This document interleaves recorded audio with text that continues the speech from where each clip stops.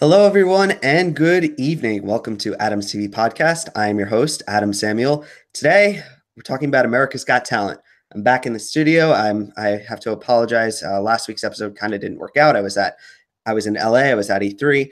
The timing, I stupidly didn't take into account the time difference, and I got a message from Eric like, "Oh, are we still going live?" And I was like, "Oh my God, it's not going to work out." But just saying that out of the way, I want to introduce my co-host, Eric. How you doing, Eric? Doing good. Honestly, totally happy we didn't talk about last week until now because I would have killed to have the opportunity to go to E3, but we'll skip that for now. Let's just dive into it. I mean, we have a lot to get through, 2 episodes. Yes, today we are going to be doing a mega episode. We are going to be covering the episode I missed last week and the episode that was on last night. I actually didn't watch either of them. I watched them all today a little bit earlier. I watched them all right through. I actually watched them through and then watched some clips again. So there's a lot to get through. This is going to be a pretty hefty episode. And I'm excited for it because I wasn't that excited about America's Got Talent a few weeks before. After these 2 episodes, there's a couple acts I'm a little bit excited for.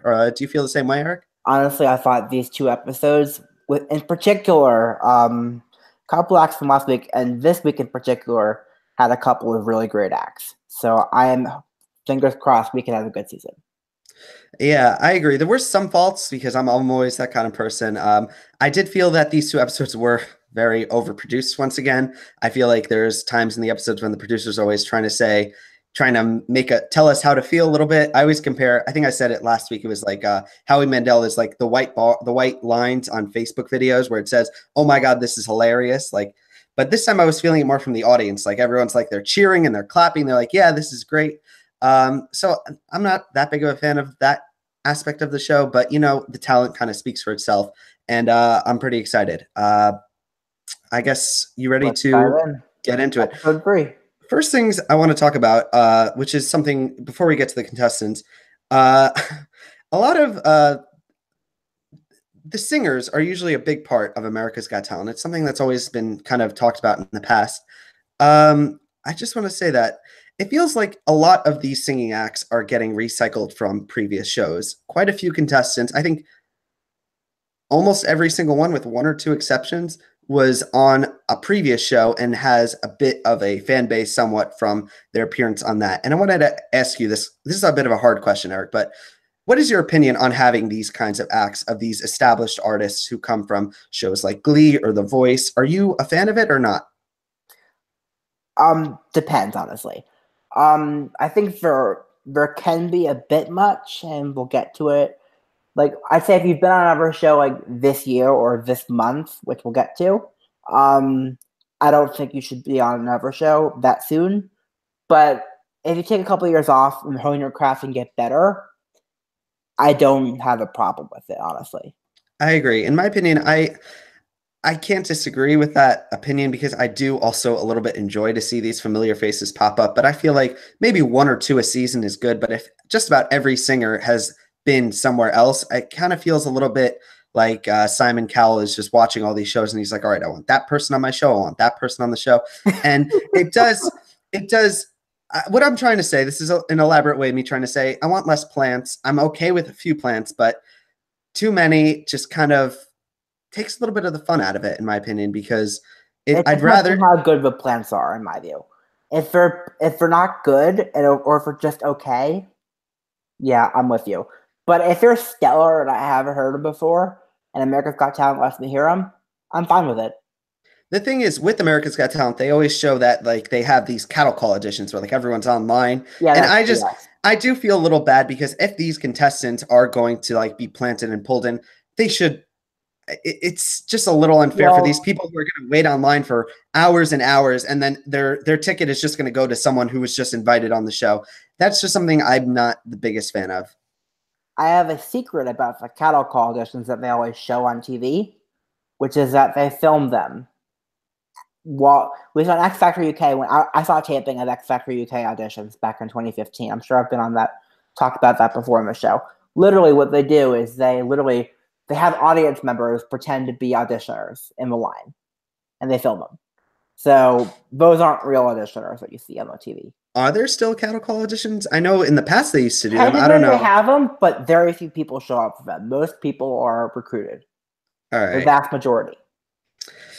I guess it's in my opinion, it just takes away. Like I want the door to be open for everyone. I don't want it Oh, to it's be open for just everybody. If you can audition, and if you're good enough, they'll let you through. But most of the people they get are recruited. all right. Another thing I want to touch on before we kind of get into the contestants, it's still we're talking on the topic of the singers. I feel like Simon Cowell, when he was planning out this season, like we talked about in the past, I'm not getting the impression that he wants a singer to win. I feel like the singers that they are showing us, with one or two exceptions, don't have like winning ability, with very few exceptions. And I'd say I, at least 3 or 4 of the singers they've shown this year could win. Problem is, I don't think that they will win because I think that the producers will de-emphasize them as the time comes. So all right, we're going to touch on that all. One last point I wanted to kind of touch. One last point I wanted to kind of touch on. This is just something that I've started to realize, like reading all the comments from people who watch these shows.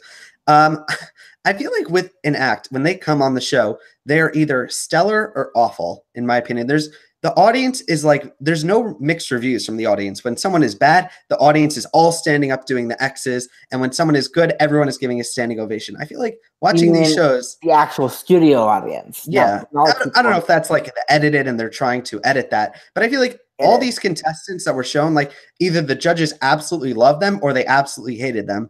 With There's no like, middle ground. I there, agree.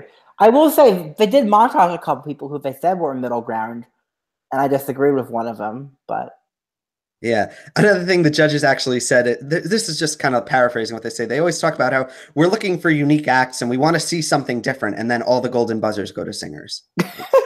I mean, except okay. for one, good for Tyra, 2 years in a row not using it on a singer.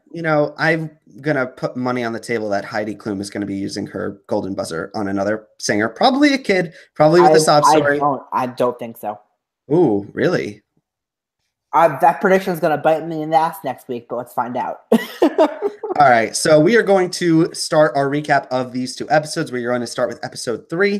The episode opens. We have Tyra Banks in a dancing eagle costume. She's doing all this shtick. Oh, you have something to say? About that, which is that Nick Cannon did a prank. Remember that back Of a couple course, the years ago? mime. Yeah, Nick Cannon's prank was better. Nick Cannon was better. End of discussion.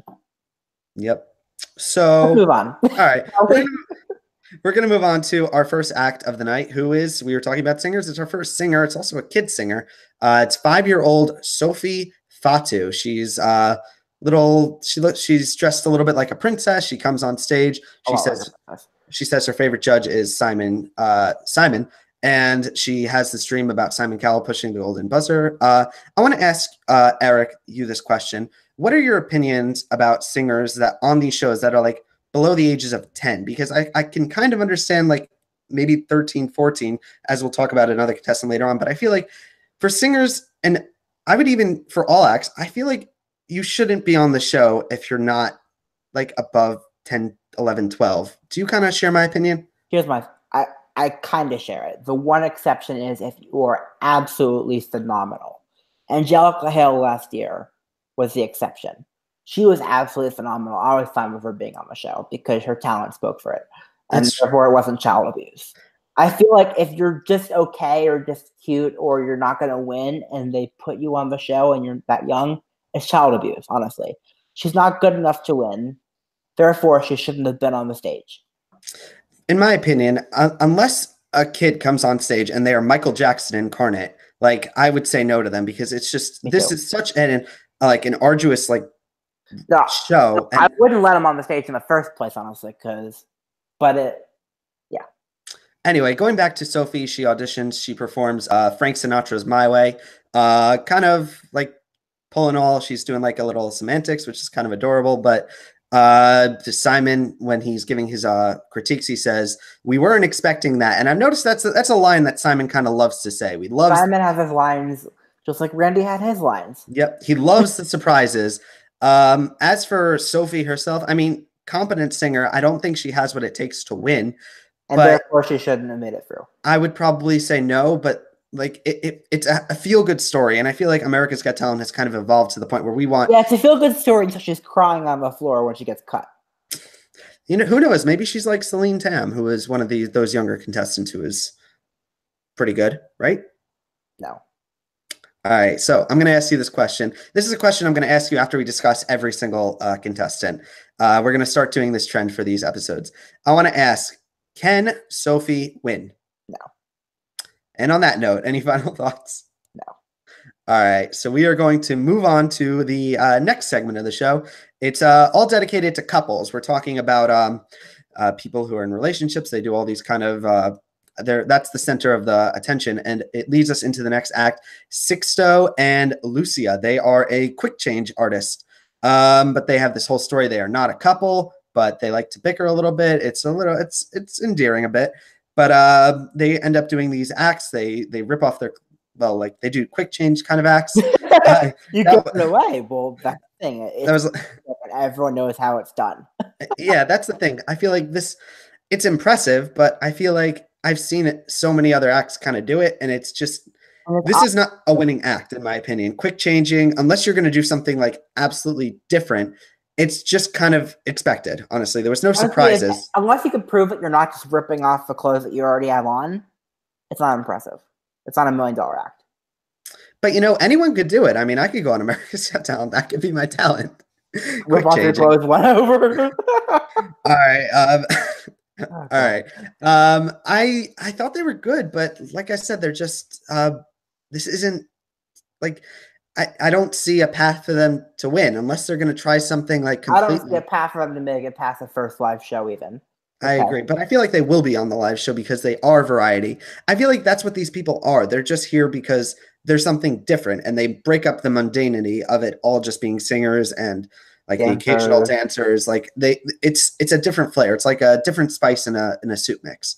Like so I get it, but it's just such a shame because they're doomed, honestly, a little bit. Okay. So now I got to ask you the question. I kind of gave my opinion, but Eric, can they win? No. Oh, so negative. All right. We'll get to the positive eventually. Trust me. Now we're going to move on to a contestant that I feel we're both going to have a lot to talk about. It's Noah Guthrie. He's a singer. He has this story. He was on a show called Glee. He performs on America's Got Talent. He sings the song "Love on the Brain" by Rihanna. He kind of focuses his story a lot on his time with Glee, his time. You know what? At least he came forward and said, "Yeah, I was on Glee." I do appreciate that. He didn't admit it. I do appreciate that a little bit, but I want to ask first, Eric, are you familiar with Glee? Of course I'm familiar with Glee. You're a fan? And the answer is no. I actually was a pretty big fan of Glee for like the first couple of seasons, and then there was just 1 or 2 episodes that just I was like so turned off by it, and I never went back. I feel like Glee, just on a tangent a little bit, I loved Glee. I loved some of the characters, but the show kind of should have ended with the scene with Rachel and oh my God, I don't even remember his name. Finn. Rachel and Finn, when she goes on the train to go to New York, like that should have been the finale. And then I will say the first episode of that next season where they introduce this new character, Marley, like I love that episode. That is one of my favorite episodes in the entire show. And I just feel like that show should have kind of focused on her moving forward. And I feel like I was so invested in her story. And then the next episode was like about a totally different character. And I was like, yeah, like the problem with Glee was there were just too many characters on it. Do you agree? I didn't watch Glee, so I can't agree or disagree. Oh, well, then that tangent just went nowhere. So I'm actually not at all familiar with Noah Guthrie because I never watched his season, but just based on his talent, he has plans written all over him, but he's good. I mean, he's a pretty solid singer. I liked this rendition. Did you? I thought it was stellar, honestly. I think even knowing that he's a producer plant, up until this point of the show, he's my favorite singer of the season, and he's better than any singer we had last season as well, I think. Do you think he waited online? Of course not. Oh, he's a total freaking plant. And that's what makes it so impressive that I like him so much. Because the fact that I like him so much, knowing that he is a plant, is really impressive to me. Honestly, I came away from this performance viewing him as a total winner threat, which is I'm gonna go out and say that he has a built-in Glee fan base. He's a pretty competent vocalist. He's a white guy with a guitar. There's a lot. This is a narrative that has played out pretty well for singers like him on American Idol, right? I don't think it'll play out. I don't think he's going to win, but I think I think he could win. If you're going to ask me that question, can he win? I say yes, he can. Do I think he will? Probably not. I think he might make top 10. I agree. My favorite part of this audition, though, was Simon pretending to be surprised when he finished singing, because that's always Simon knows everything that's going on. All right. Okay. All right. So I'm going to ask you, Eric, can he win? I already answered. Yes, he can. All right. I like him. He's someone I have my eye on. I don't know if this does end with him winning, but we'll see. I'm interested. He describes himself as a musician first, which is, I mean, I can appreciate that. So I guess he's not an actor then, but maybe an actor second. I don't know. Okay. All right. Let's talk about the joke that was funny until Tyra came out on stage. Oh, well, all right. We're gonna. I guess you found it funny. We're gonna move on to. He's called Seth Word. He comes out on stage. He has this whole story before he goes on where he's like painting himself as like a pretty legitimate artist. He hopes to win the show, and then he comes on stage and he's dressed as a caterpillar. And from that point on, I was absolutely just enthralled by this entire performance. I want to say, like, Noah Guthrie, like, who's he? Like, this is the guy we should be looking at. Like, what do you think? I think that, if you've ever watched Conan O'Brien and seen Brian McCann does a lot of characters. Like, he did, like, were good ones, like Minty the candy cane that briefly fell on the ground. It's that type of thing. It was literally just a character that exists just to be a character, just to be stupid, and just to make me laugh. And I found it really funny, actually. Would I have said yes? Fuck no, I would have said yes. But did I still enjoy it? Oh yeah, I enjoyed it. For seeing it once, I enjoyed it. And then Tyra came out and with a bug spray, and that just killed the joke. It was Tyra just needs to stay backstage. I was confused this entire time, and I actually didn't find it funny. I'm sure you didn't. I'm probably one of like 5 people who found it funny. If someone I knew were to walk behind me while I'm watching and saw me watching this, I would switch to something you like. This is pretty weird. Like to someone, I like just the awkward look of what are you watching? Can he win, Eric?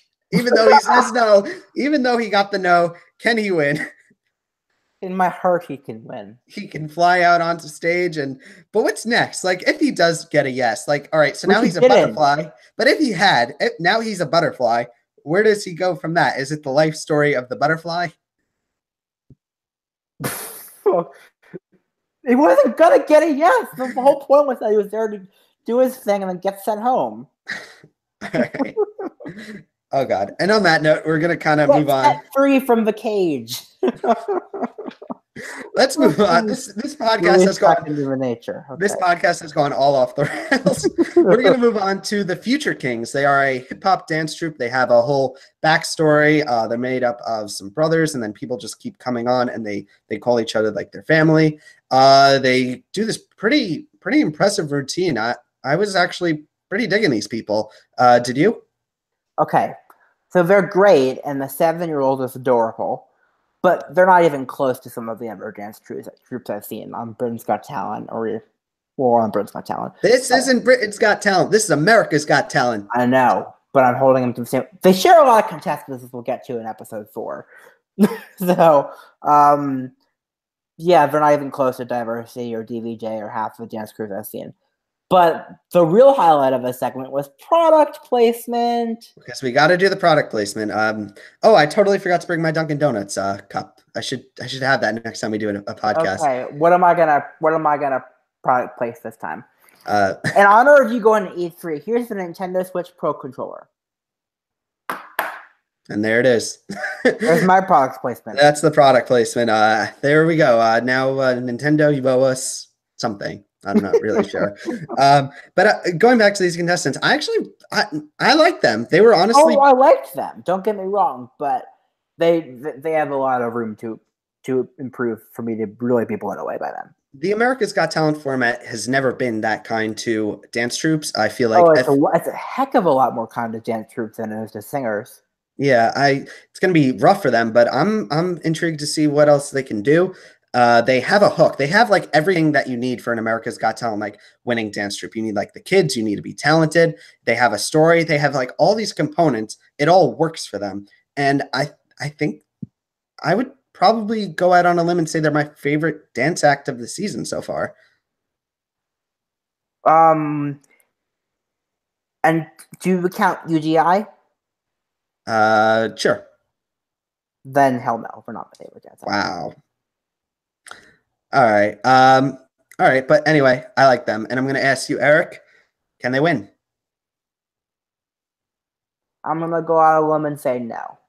I'm gonna probably say no too, but I would like to see them in the finals. I mean, I maybe think let's change the question because it's a lot easier. Change the question because it's a lot easier to say can they make the finals? okay. Can they make the finals? Yes. I'm gonna say yes as well. I have hopes for them, honestly. And I guess unless you have any final thoughts, we're gonna move on. Nope. All right. So the next act is they're called front pictures. They do they do it like there's two people. One guy is a dancer. I guess the other is like put together this whole video. Guy comes on stage. He does a dance behind before in front of a screen. It was very reminiscent of Kenichi from a couple seasons back. And I'm gonna say something that I'm gonna put out there. I would honestly have given these people my golden buzzer legitimately. I thought they were fantastic. Right? Okay. So here's what I'll say. Easily the most unique act of the season. In my personal rankings, they are only behind Shin Lim. So Wow. far. So far. So yeah, I love them too. Extremely clever, great visuals, super impressive, really well choreographed. I was blown away by it, honestly. I agree with you. I probably wouldn't have given a golden buzzer because I don't know who else is going to be coming on, but that's a totally valid act to say that for. In their intro package, the guy he says he wants to bring science fiction to life, and I kind of got that from like his vision of what he was trying to do. Oh, The thing totally. is, I'm just so much more impressed than with these kinds of acts than a singer, even if you're like an incredible singer, because so much more effort has to go into a project like this than a little kid picking a Beyonce song and going on stage. Oh, Like totally. Yeah. I appreciate them so much more. Like Freckled Sky, Blue Dream, I Dark think was Sky what they were were called. robbed. Yeah, like these kinds of the acts that are the ones that I'm always a fan of, and I appreciate the effort that someone like this puts into their craft, and it's something I'm looking forward to seeing more of. Me too. 100%. All right, so I'm gonna ask two questions: Can they make the finals? Yes. Can they win? No. I think they can win. I think maybe, but I don't know. Yes, an act like them has not won before. I mean, Kenichi had the video and stuff after he won, right? Didn't he have? Did he have it when he was on that before? is something I did want to kind of bring up. It's they kind of I feel like they've kind of shown the goods. They've shown like what they're capable of, and I want to. They're like Kenichi. He kind of started low so that he could blow them away when he could show how brilliant of a performer and a creator he is. And I feel like with these people, they've kind of shown everything a little bit, which might be A a problem. problem going forward because they've set the bar so high for themselves that I don't know where they're going to go from here. But I would still give them my golden buzzer. I was most impressed by them of everything we've seen so far. Okay, fair. All right, so we're going to kind of move on to a next segment. This one, we're going to talk about the segment, and then I'm going to have a question for you. And this is a legitimate question. It's all based on Simon. Contestants come on stage. One guy sings a song about how much he loves Simon Cowell. It kind of leads us into this next singer. But I have this honest question that I'm going to ask you because I feel like you could answer it a little bit better. Why do people like Simon so much?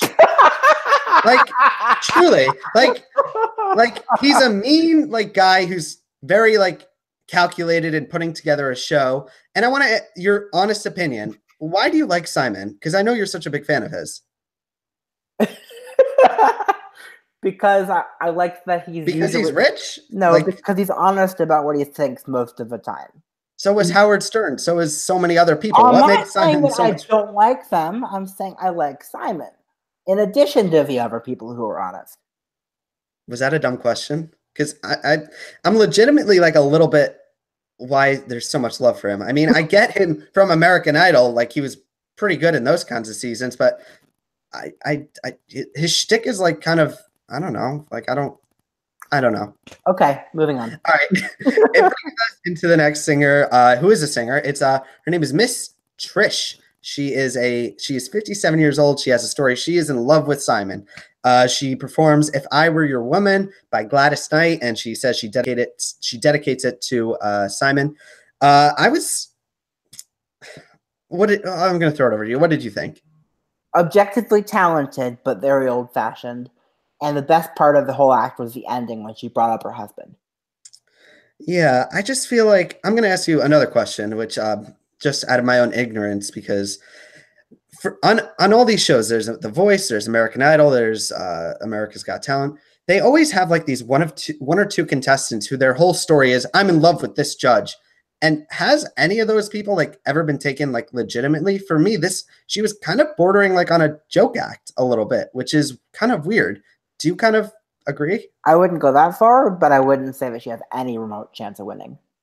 Yeah, the thing is, Simon, like I said earlier, he's very calculated in the kind of acts that he's showing us, with the exception of Noah Guthrie and a few others.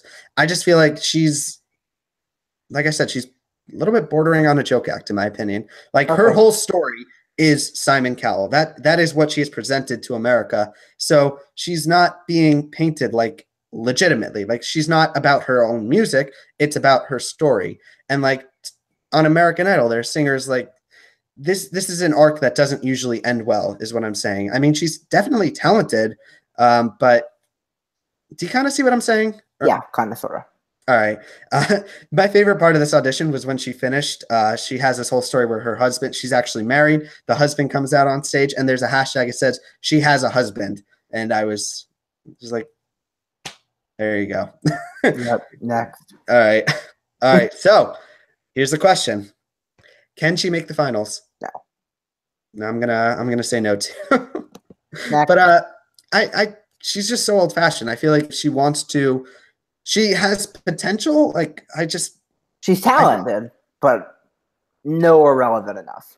Yeah, I'm gonna go out and say that.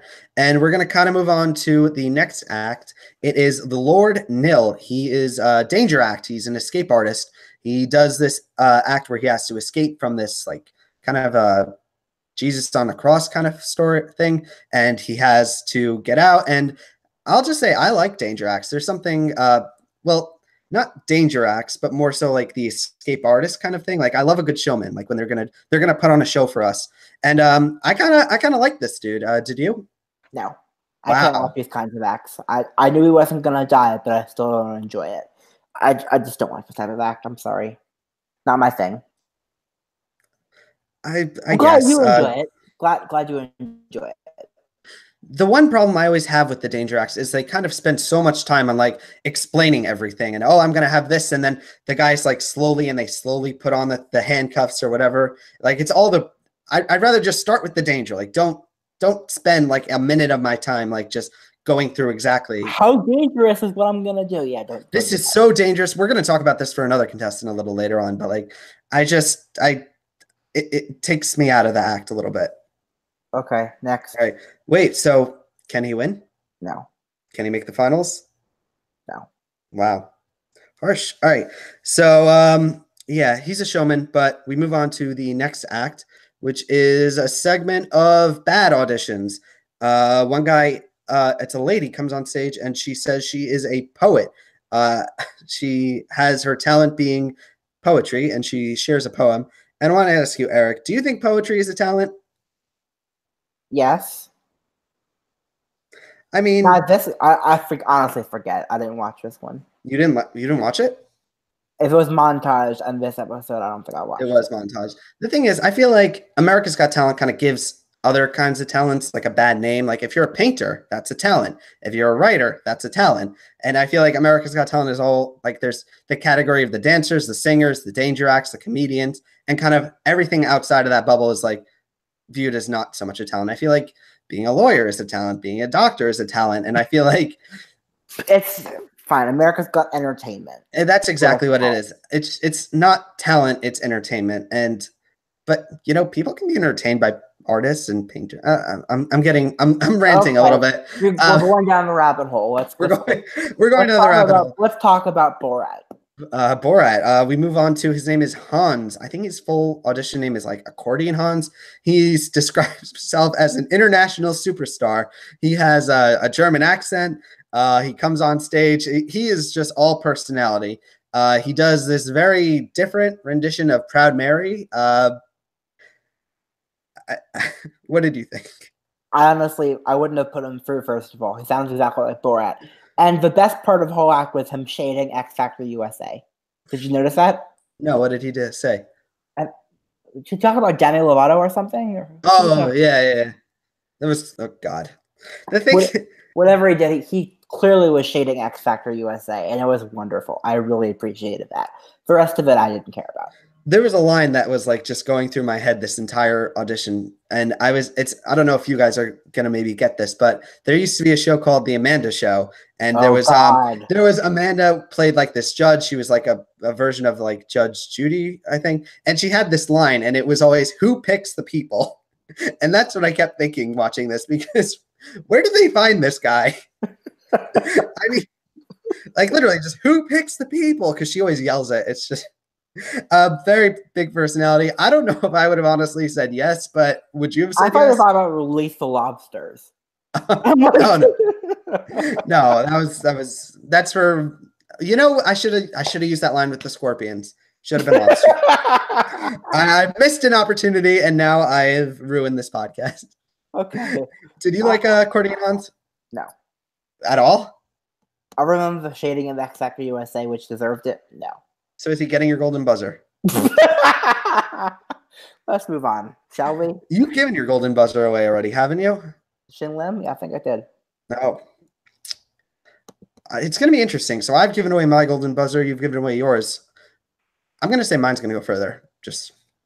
Unfortunately, you're probably right, but let's continue. Unfortunately. All right. I mean, not that I don't like yours, but I'm afraid Shin Lim's going to cut really early. All right. So we're going to move on. There's only two more acts of this episode. We move on to Samuel J. Comroe. He is a stand-up comedian. He has this whole story. He has Tourette's.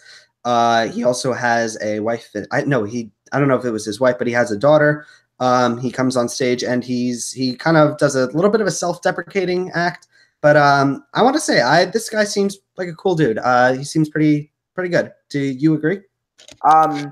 First of all, I really like that both Britain's Got Talent and America's Got Talent have been showcasing so many comedians with disabilities of various kinds. I'm not sure of how much I've told about this, but I worked at a nonprofit for works with disability issues for the past 5 months until about 2 weeks ago, and we've been raving about these contestants, especially on Britain's Got Talent. So first of all, kudos for that. But I will say, Britain's Got the comedians with disabilities. Samuel won't make it that far. I don't think he was nearly as funny. The thing is, I feel like we haven't gotten that many great comedians this season, and which is such a shame. Comedy is one of my favorite versions of these kinds of acts. I just feel it's also one of the most difficult. Totally. Especially because you only have a minute and a half. Which is why I think that there should be some different ruling here, in my opinion, for America's Got Talent. Like the singer should get 1:50, the comedian should get 6 minutes. I would say just a little bit more time. 1 minute and 50 seconds and 1 minute 30 seconds. It's not enough. 3 minutes, I think, is enough. I would say 4 or 5. But that's too much. Honestly. I love 3 this. minutes. Comedy is one of my favorite. Next to the projector acts, these are the ones that I kind of root for the most. And I want more. I feel like I can't get a full impression of someone from 1:30. Maybe they can make me laugh, but it's not enough to leave a full impression. Agreed. And I like this dude. I would have given him a yes, but I wanted more. Is all I can say. Okay. Wait, before we move on, can he make the finals? No. I'm gonna say yes. I think that I think he has potential. I mean, he's not like a Preacher Lawson kind of character. He doesn't really have a full-on character, but I better than Preacher, but you think he's better than Preacher? I didn't like Preacher. Wow, I kind of liked Preacher. um, there was a whole story with Preacher last season that I was always there was the girl who had her father, and then they talked about him like getting worse or something, and then right after Preacher came on, and it was like a total. Do you remember what I'm talking about? No. It was like a really emotional Oh, story, and then it went straight to comedy, and it was like kind of a that was a weird part of that season. But well, the one time Preacher made me laugh was when he was called up with Darcy in the final. I laughed my ass off. all right. That was good. I appreciated that. We're gonna move on to the pimp spot. It's Courtney Hadwin. Hadwin. I'm sorry. She is a 13-year-old singer. She has this story before she goes on. She has stage fright, but she has a bit of an accent, and she's actually from. She's. I don't think she's an American, but she is from, I think, Ireland or Scotland. yeah. She was on The Voice Kids in the UK. Yep. But before we get to that, she comes on stage. She doesn't have a sob story. It's all just she's a little got some backstage nerves, which basically means that they were just looking for something to give her, and it was just something easy that they could. I'm sure everyone was nervous before going on stage. Yeah. She's doing Hard to Handle, and I'm seeing this video has gone pretty viral. A lot of people are talking about her. I'm not so much getting the hype. Are you? Okay. So here's my thing about her. I was sort of I liked her. I wasn't blown away. And then I have a friend who doesn't message me that often, but we talked about AGT last season and we talked about this season. He said that she's the best singer he's ever seen on the show. And I don't agree, but I will say this. She's got an extremely unique voice, a ton of potential. She needs to stop the dancing and work hard on enunciation. But, again, to be fair, I never really understood the lyrics to the original version of the song anyway. I don't really. Go on. And as of now, she's one of my top 5, but we'll see. The thing is, I don't really know where she goes from this. Like, she doesn't seem like the kind of singer who like goes for the soft emotional songs. She seems like more of a Janis Joplin type of singer. That's fine. That's fine, but in my opinion, like that's like a bit of an anomaly. Like, I don't know how to like. I don't have that many notes for this kind of singer. It's weird. It's something like very Louisa-esque from X Factor UK. I don't know. Like, she's. I mean, if she's a singer on the show, she should. My one advice is go as current as possible. But I don't have that many notes. I mean, I feel like it's pretty much stop dancing and work on enunciation. I have no notes because I think her tone is great. Her range is great. It's pretty much a certainty that she's going to be singing like "Piece of My Heart" sometime in the season, right? Hopefully, she'd nail it. She would. Like, that's. But beyond that, like I'm like, if she was on my team on The Voice, I'd be like, I'm not really sure what we're gonna do. Like, what's the plan? But since she's last, she of course gets the golden buzzer. A lot of people pulling for her. I don't know if she's a winner, but she is definitely finals contender. Do you agree? 100% she's making the top 10. Don't think she's going to win. What do you think? I don't think any of the singers are going to win, though. What do you think, besides for cutting back on the dancing, what advice would you say for her to kind of give her the best shot of winning? Enunciate. That's simple. I think that's totally fair, honestly. What? That's fair. I feel like that's so that's actually episode 1. Before we're gonna move on to the second, but before we do, just of this batch of contestants, who would you say is your top 3? Top 3 is much easier than top 1. Courtney, Front Pictures, Seth Ford. No, I'm kidding. Noah Guthrie. I'm gonna say Noah Guthrie, Front Pictures. Ooh, it gets a little bit harder after that, but I'm gonna say the Future Kings. Honestly, okay. I like them. That was what I was thinking you would do. Yeah, I think we can agree on Noah Guthrie and Front Pictures. Courtney, I liked her. She's kind of a Marmite type contestant. You ever love her or you don't, but she's just not my kind of artist, is what I'm kind of gonna say. But she's like Maddie Poppy to you, I guess. Exactly. Kind of. But I mean, we'll see. Maybe she could do something pretty incredible. So, although I don't love her as much as you love Maddie, to be fair. Such a fan of Maddie. All right, we're gonna kind of move on to America's Got Talent week. This is week 4. Yes.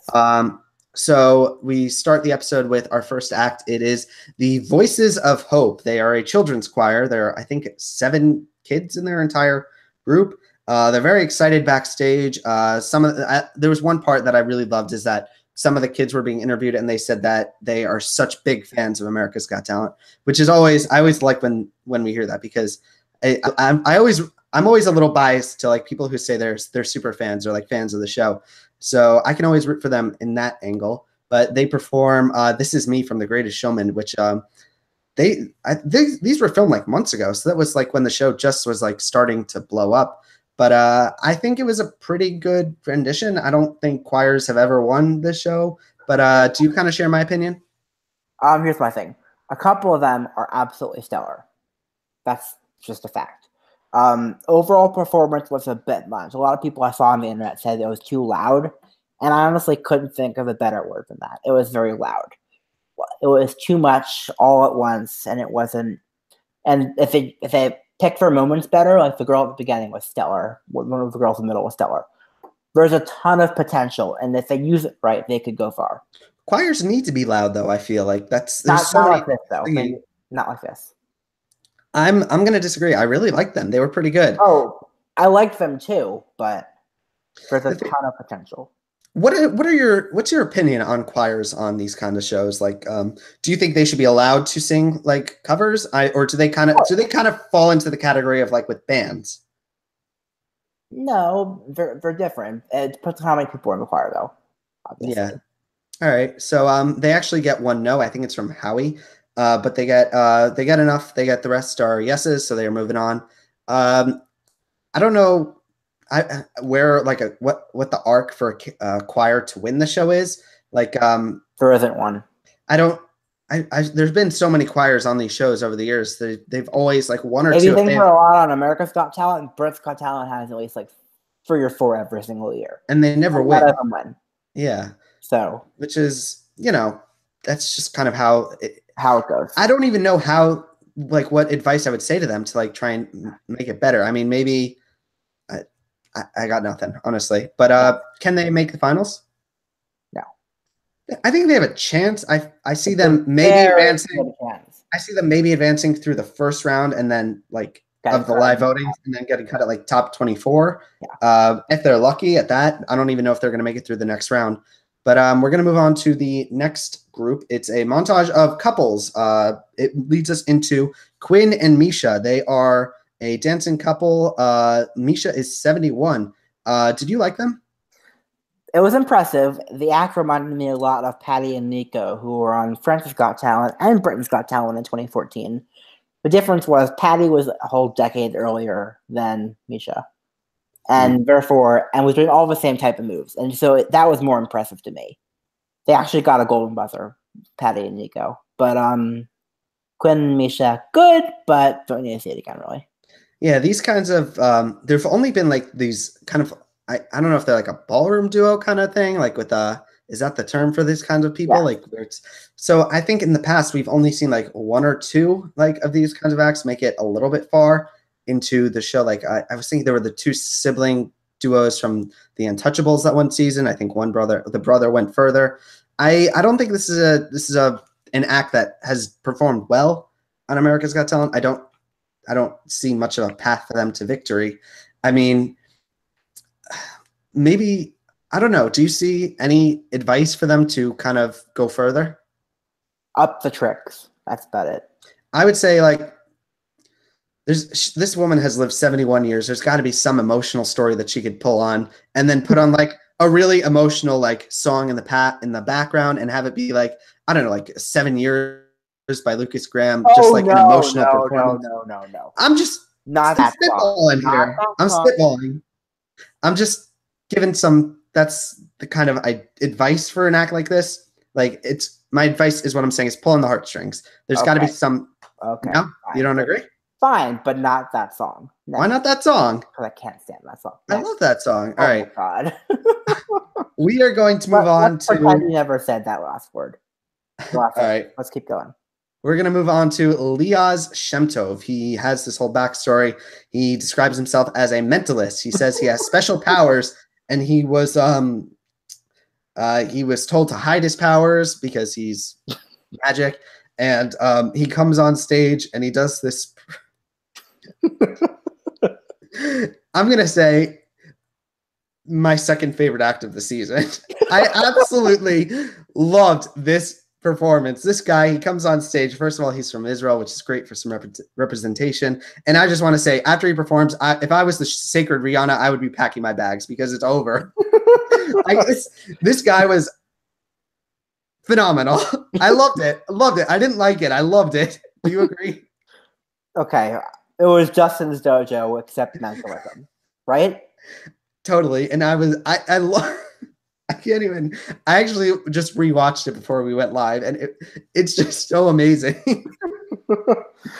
The good news is they got through, which is nice. I mean, he got through. It's not, I'm thinking Justin's dojo, but yeah.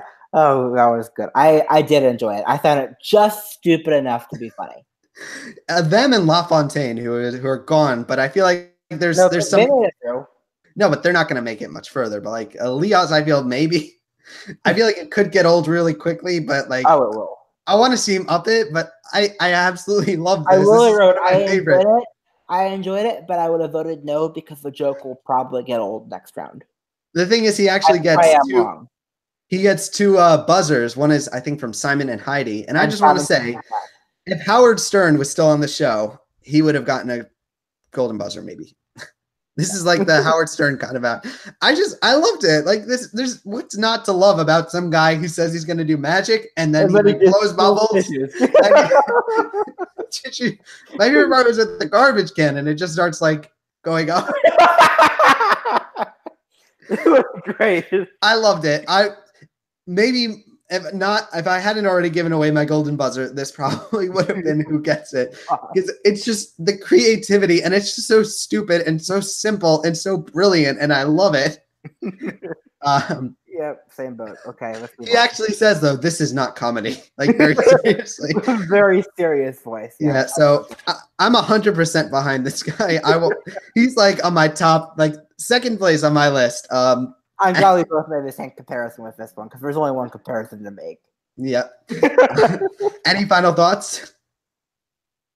Any final thoughts? Tissues. Can he win or make it to the finals? I don't even know what questions we're asking at this point. No, but kudos. All right. So we are going to move on to another singer. It's Jeffrey Lee. He's 13 years old. He describes himself as an only child and has always wanted to sing. He has a story. He goes on stage, and Simon actually promises that if he does well, he's going to buy him a dog. And he performs You Raise Me Up by Josh Groban, a favorite song of mine. What did you think about him? He's got a great voice, tons of control. I would have picked a different song. At this point, I'm judging it based on potential, though, and he has potential. The thing is, as the internet told me, he's pretty big. He's been performing quite a bit with, actually, we name dropped her a little earlier. Celine Tam, yeah, I saw. With Celine Tam. And I actually went and watched like this performance that everyone's kind of like talking about of his. And I don't know if it was like just me, and I could be totally wrong, but his voice sounded like a little auto-tuned in that performance. And it sounded so much more different here. Like on that performance, he sounded like almost like not like a human would sound, but it was, I mean, he was brought on to do the same performance that went viral in this other video that he did with Celine Tam. I mean, he's 100% a talented singer, really good. I don't know. Are you understanding why I'm a little bit confused? Like, yeah, a little. He's very planty, sort of, but yeah. I liked it. I wasn't blown away by it. I'll be honest. It was good. Definitely potential. Yeah, I don't know. Can he win? Do you think? Can he make it the finals? I think he can make the finals, though. I think he can make the finals, but I don't think he can win. I feel like he was brought on, like I said, he was just brought on to do the same song in this video that has like, I think 50 million or something views. And I mean, good for him. I mean, he could easily get some of Celine Tam's like fan base, which is funny because Howie even calls him like a young male Celine Dion, which I don't know. Here we go. He gets standing ovations. This was another, I wrote down in my notes, like either everyone's giving a standing ovation or you're being sent home a little bit. But I'm interested to hear more. He has a very, very, very like his tone and his vibrato control. It's very good. The thing is, he's getting to that age where it's like his voice is going to be changing a little bit. Yeah. This was filmed a few months ago, so who knows? Maybe he's like 14 by now. So that's always something to look out for, but you never know. I don't know. We'll see. I need to see a little bit more. So we're going to move on to, it's a montage that includes like a dog act, pole climbers, and it leads us into Yudi Dance. They are projection act, a little bit like the one before. They're from Britain's Got Talent. What did you think about them?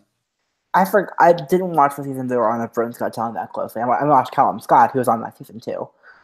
They got 10th place in the final out of 11. I think they are an awesome blacklight act. Again, this is the type of act that I really enjoy seeing.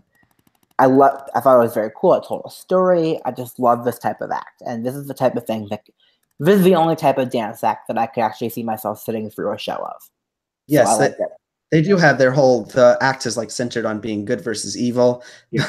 Simon, when they come on stage, he's like, "Oh, I kind of remember you," and I'm like, "Of course you do. You probably called them to be on the show." They've got plants written all over them, which I weep for the people who are like, all these people are performing, and everyone who waited online is like crying in the rain, like the terrible weather that they had to wait through. But that's me ranting a little bit. I thought they were good. I liked the other group more, but still solid, right? Yeah. I think they're both really great, honestly. So. Yep. You think they can make the finals? Yes. And they win? No. Okay. Any final thoughts on them? Not really. All right. So I guess we're going to kind of move on to the next like big story. It's Daniel Emmett. He's a 25-year-old. Can I just say before we continue real fast? Sure. The montage of rejected singers. The first couple of them sucked. The one girl who sang Alive by Sia that Simon said this was a 7, you were looking for a 9. I thought that was at least a 9 that she gave. I thought it was great. I did. There was that kind of lump, but she was not bad. I mean, she was better than some of the other contestants. I wouldn't say all the singers. Like it's her and Take Me to Church Girl, which we never found. Whatever happened to Take Me to Church Girl? She was taken to church and then she died. And then she died. She dead now. Okay. It kind of leads us into Daniel Emmett. He's a 25-year-old classical crossover singer. He's doing an original song. This kind of all goes off the rails a little bit. Simon actually asked him for a second song. He says he didn't prepare one, and Simon like kind of criticizes him, and he's like, "Go off and come back and learn a different song." This was kind of. This is fake drama a little bit. I feel like it was. What did you think about it? I thought it seemed pretty fake, but he has a great voice. Seems like he has a great personality. Not my thing. Yeah, he actually comes back and does another song by El Divo. Yeah, the thing is, it's just his whole story is kind of overshadowed by his talent is kind of taking a backseat to the story of it all, which in my opinion is never a good sign. Like a singer on American Idol, like Maddie Poppy, it's all about the vocal ability and the talents. And when it's all about the story, it's not a good sign, in my opinion. So he gets 4 yeses, but I don't see this going much further. I'd say second run of live shows at best. Yeah, I'm gonna echo your sentiments. I think he's cut like first live rounds, but I guess we'll see. All right, so it kind of leads us into the next act, which is Wes P. He describes himself as his name is not Wes P. His name is Mr. Uek Usa. Oh, you know him? I know him because he was on Britain's Got Talent literally 2 months ago. I feel like this was probably though. So I'll just say, like, he describes himself as a Japanese tablecloth artist. He does this really. I don't even know how to describe this act. I can describe it because I've seen it like twice now. Okay. You can do it better. So literally, less than a month ago, he was on Britain's Got Talent in the semifinals. Yes, they actually put him through to the live shows on Britain's Got Talent. I'm grateful we don't have to see him again here. Seeing this act once was enough. Basically, what he does is the funny thing was on Britain's Got Talent, he was a lot funnier. Keep it PG. What? Keep it PG. Oh, it was a lot funnier on Britain's Got Talent because he did like a thing with like a cork and he had the tablecloth clipped to the cork, and then he corked it and then the tablecloth flew over. It's the dumbest act ever, but genuine. Basically, he just doing a tablecloth trick where you rip the tablecloth off and the cup goes down. And God, Would you have put him through? What? So you would have put him through? Of course not. Once was enough. I saw him on Britain's Got Talent. I didn't need to see him again. I'm just confused, like how, like what if he had hypothetically won Britain's Got Talent and then 2 months later he's on America's Got Talent? Like, I was confused by it too, I'll be honest. Yeah, he actually gets 3 X's. He doesn't move on. Thank God. For British people, and the worst part is Simon said yes on Britain's Got Talent and no here.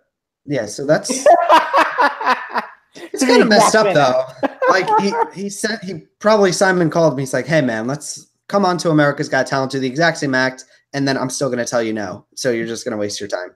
So I don't know. No, I always whatever. Let's talk. Let's move on from Mr. Uek. All right, we're gonna move on to Transcend. They are another act that was leaked, and I really think the person who manages the America's Got Talent YouTube channel needs to Google what the word leaked means, because that's you just posting it on. The only act that leaked was the human fountains. Moving on. I'm gonna run that. Oh my God, that poor pun! You've destroyed it. Oh, I know. I'm gonna run it into the ground. I'm gonna run it, and then we're gonna drive over it, and then put it in reverse, drive back over it. This is gonna be great. Okay, moving on. It's Transcend. They're married. They do trapeze. The husband, he says he has a story with an eye disease. Eventually, he's gonna go blind. They do these air tricks. I mean, it's impressive, but I don't think they're winning material. Do you agree? Very cool, very talented. Not my thing. I couldn't watch this for an hour. Yeah, the thing is, like, it's a little unfair because like the reason for these kinds of acts is they're fodder acts, which is unfortunate because they are talented, but this isn't like $1 million talent, just like some of the other acts aren't like $1 million acts, but they're talented is all I can really say. I don't really have that many notes on them. I mean, they're good, but they're not going to win.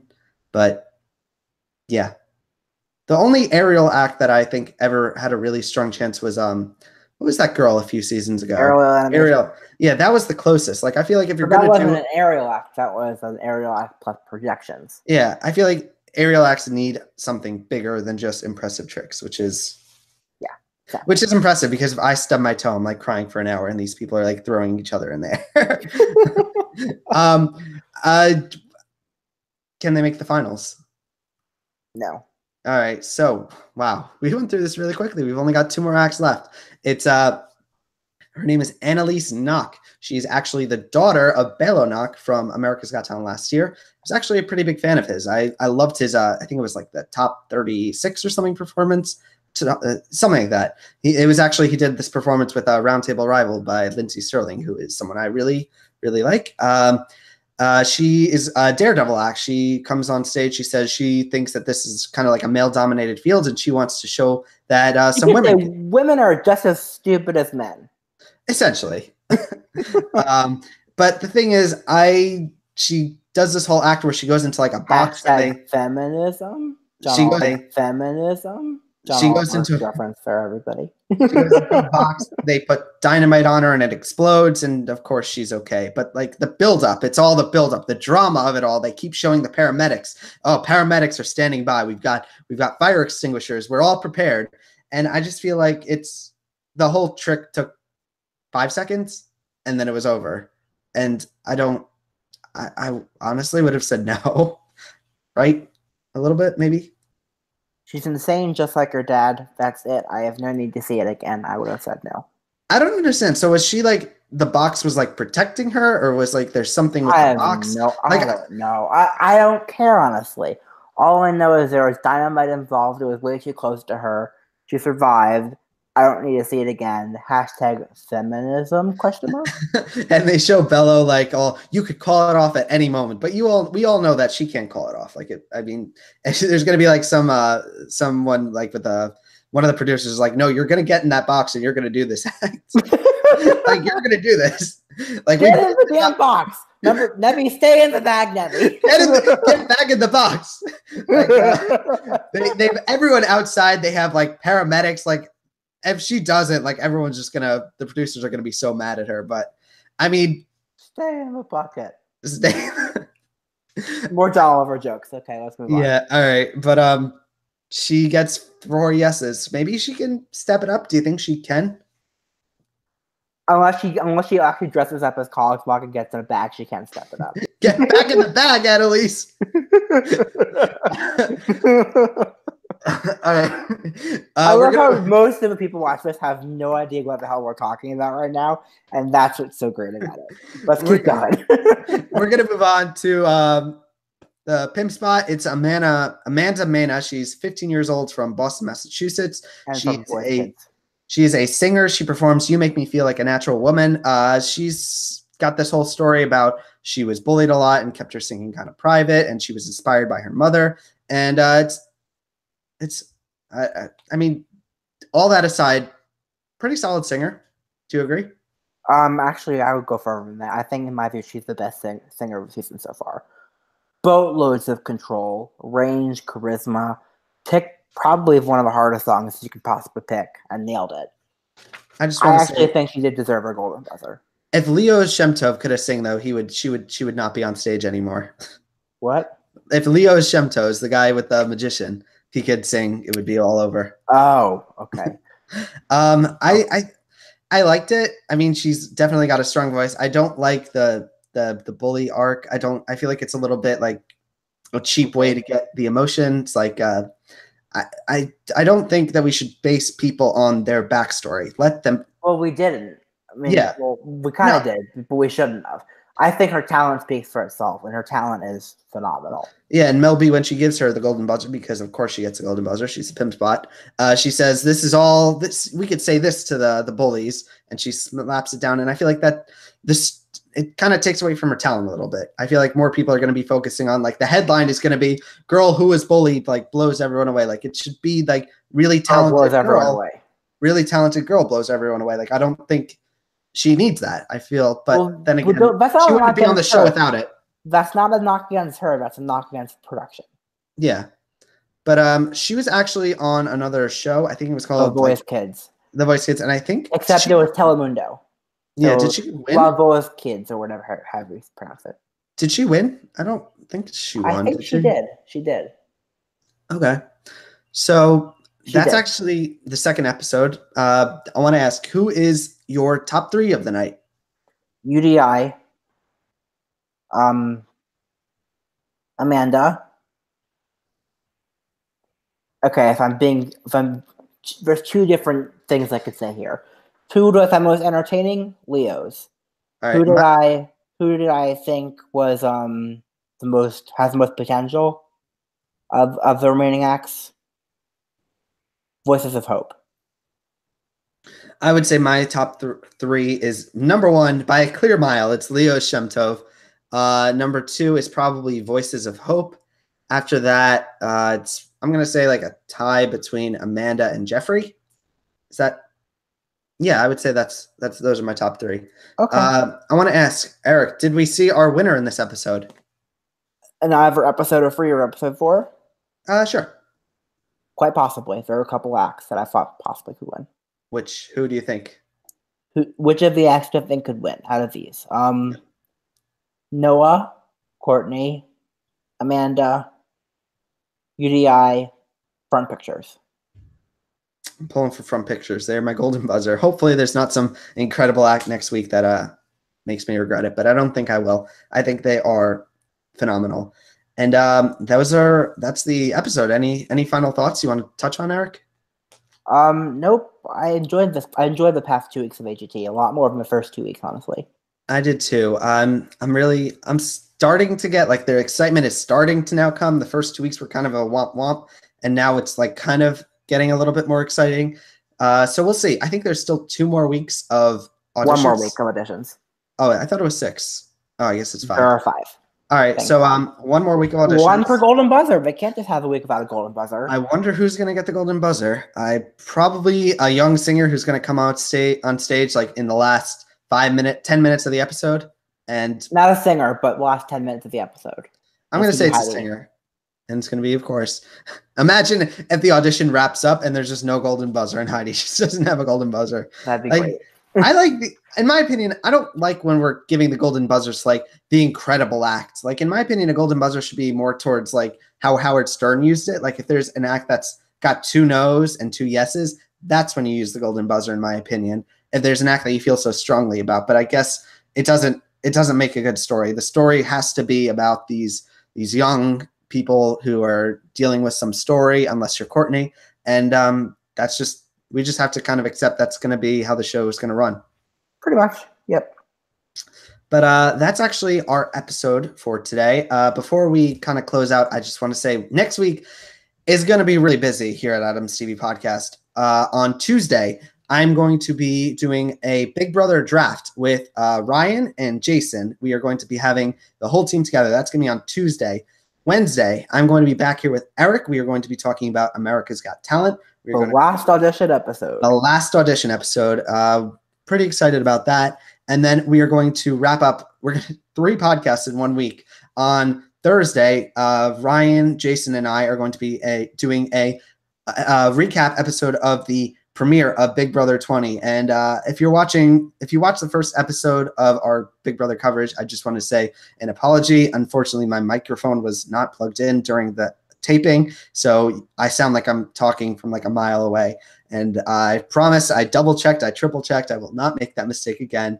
And to everyone watching, thank you so much for your continued support. The channel has started to grow a little bit, which is really, really exciting. We started out for a while, we were like at 10 subscribers. Now we're almost at 50. Which is just it's such a magic number. Which is just such a incredible. Just knowing that so many people are watching.